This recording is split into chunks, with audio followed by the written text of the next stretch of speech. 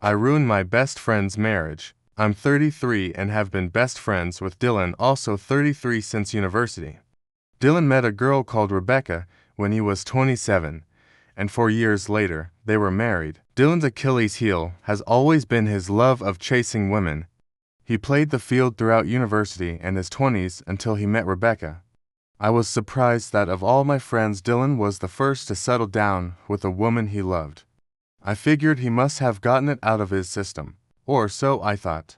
Not long after he and Rebecca had gotten engaged, we went on a boys' trip to Amsterdam with a few other friends from college. At a nightclub, he was chatting up a girl he'd met, and they disappeared together for 3 to 4 hours.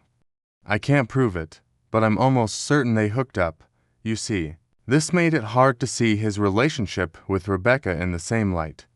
Whenever her and I met and played Happy Families, I felt incredibly stupid. I felt sorry for Rebecca and annoyed at Dylan. I did not want to say anything though. Dylan was my best friend, but his marriage was none of my business. Earlier this year, it was time for another boys' trip with the same group of friends. We were going to a known party location, and I knew Dylan would be wanting to let his hair down again. Towards the end of the night, the girls invited Dylan and I back to their Airbnb, and we agreed. I felt incredibly conflicted. I was single and free to do what I liked, but that wasn't the case for Dylan. At the girls' Airbnb, I managed to pull Dylan aside for a quick moment and ask him if he was Sir. Eventually we paired off with the girls we'd each been speaking to. My new friend Lena and I had sex. It should have been a fun experience, but I couldn't get the knowledge that Dylan was cheating on Rebecca again out of my head. This time I had essentially been his wingman and was complicit in his. Anna and I were woken up in the middle of the night to screaming. The other girl, Anna, had awoken to a bang. Dylan had gone to the bathroom, slipped, hit his head, and was unresponsive. I called an ambulance and in broken Spanish was able to tell the dispatcher the address. I rode in the ambulance. I had no idea what state Dylan was in when I made the call.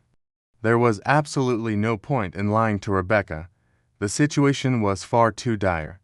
I came clean to her on the phone and told her about everything that had happened that night.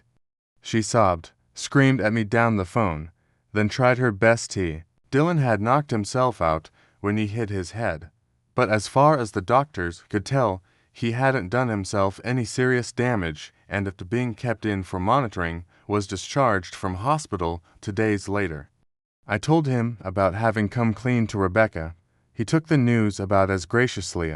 This all happened about 2 months ago. Dylan doesn't spend much time with our group of friends anymore, and our own friendship feels awkward and strained. P.S. to those wondering why I didn't lie. No way was I going to ask my 5 other friends on the trip to go along with a lie of my own making.